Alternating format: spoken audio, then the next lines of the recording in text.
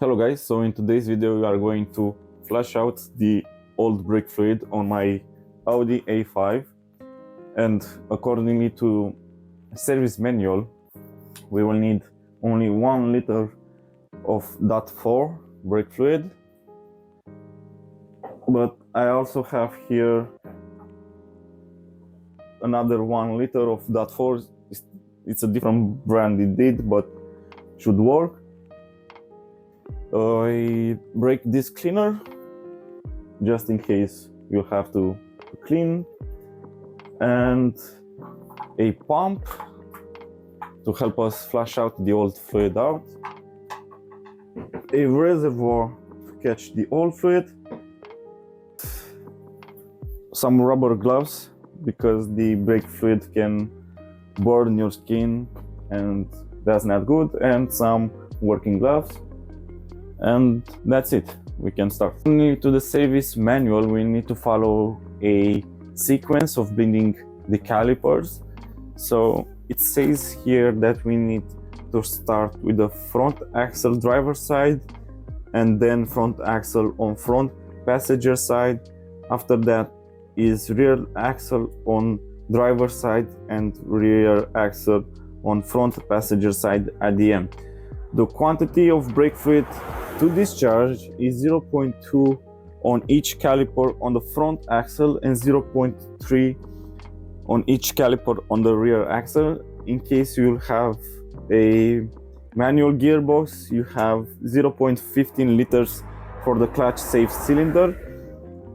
Now, if there are two bleeder screws on one caliper, the sum of quantities discharged from both bleeder screws must equal the value given in the table, and you'll need to start first with the inner bleeder screw and then the outer bleeder screw. So I think now we are good to go. Before starting the procedure, and in order to create some more space around the brake reservoir, we need to remove the plenum chamber cover. For that you have to unclip 2 retainers on each side, and then you can easily pull the cover out.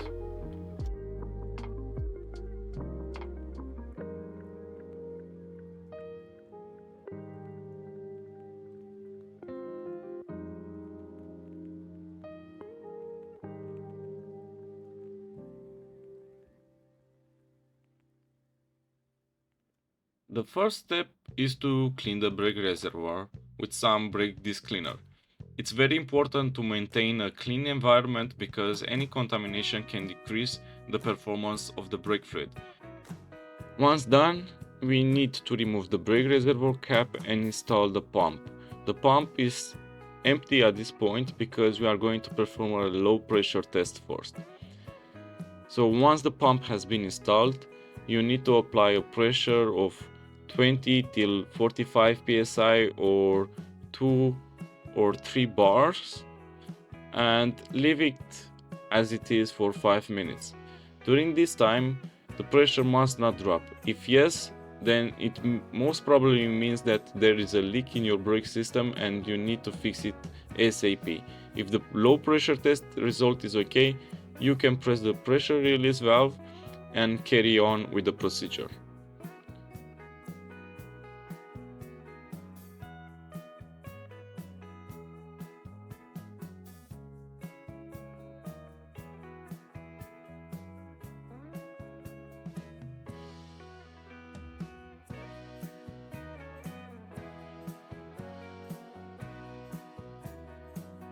As next step, we need to remove the excess fluid from the brake reservoir. To do this, I'm going to use a small manual pump. Again, please make sure it is free of any contamination, and also make sure that you'll stop when the brake fluid is at the minimum level. This way you'll avoid having air trapped into the brake system when you'll perform the procedure of flashing out the brake fluid. So you need to reconnect the pump and start filling it with new brake fluid. Now we need to apply a pressure of 20 till 45 psi or 2 till 3 bars, and we can start to bleed the system. Be warned that once you start to bleed the brake fluid, the pump's pressure will also start to drop, so you need to constantly keep an eye on it. Now the next step is to raise the vehicle using some jack stands and start to remove the front left wheel.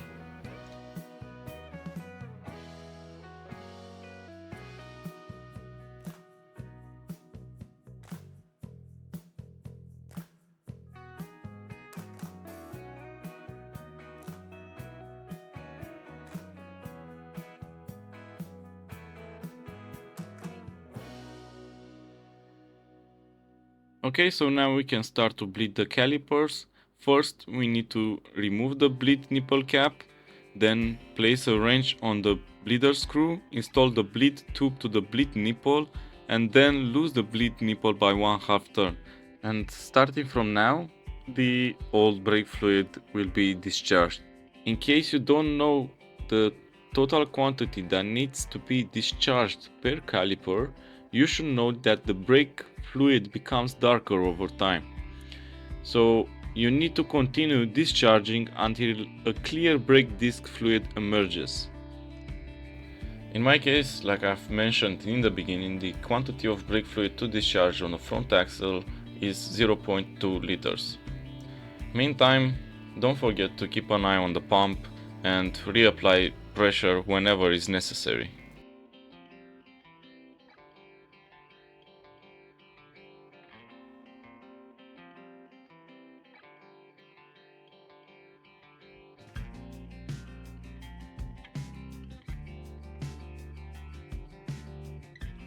Once done, we can continue with the installation in reverse sequence. First, we need to tighten the bleed nipple. After that, disconnect the brake bleeder hose, and then make sure that the bleed nipple cap is installed after bleeding the brake line. This will prevent corrosion to the bleed nipple, and failure to follow this instruction may result in the bleed nipple becoming seized.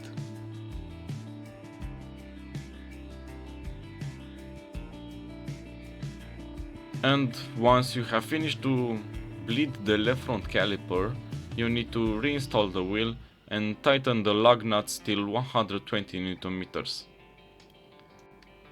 And that's it, guys, for the front left wheel. Now we can switch to the right front wheel and repeat the process. Remember that the total quantity of brake fluid to discharge is 0.2 liters. Also, please remember to keep an eye on the pump.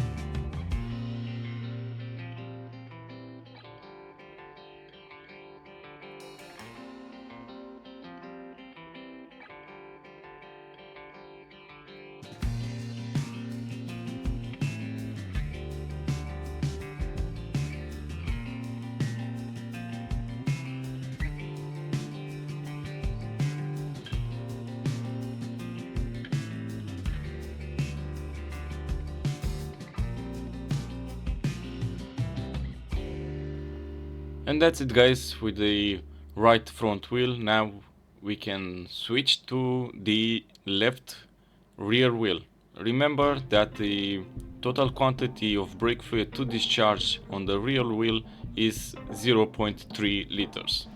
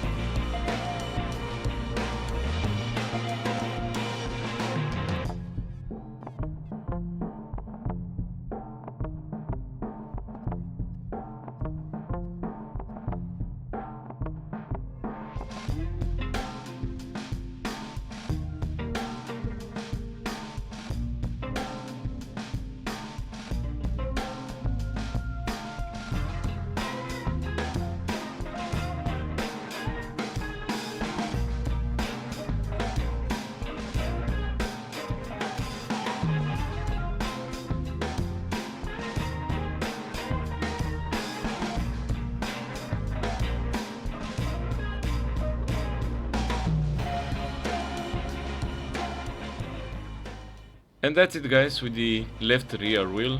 Now we need to switch to the rear right wheel and bleed the last caliper. Remember that you need to follow the same process. The total quantity of brake fluid to discharge is 0.3 liters. And also keep an eye on the pump.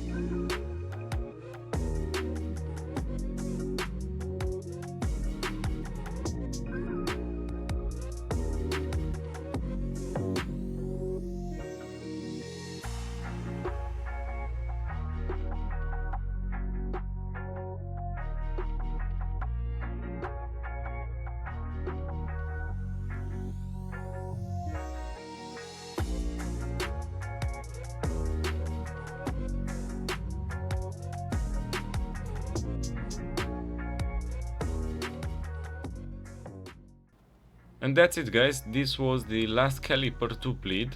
But before going any further, I would like to recommend to you to also bleed the clutch fluid in case your vehicle has a manual transmission. Once we have done with bleeding all the brake lines, we need to continue the process in reverse sequence. First, we need to press the pump's pressure release valve to release the pressure, and then disconnect the pump. After that, use the small manual pump to discharge the excess brake fluid in the brake reservoir. Make sure you'll stop a little bit below the maximum level. At the end, install back the brake reservoir cap and the plenum chamber.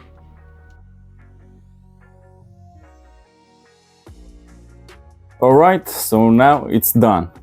I hope this was helpful for you. If yes, please don't forget to hit the like button and subscribe. See you next time.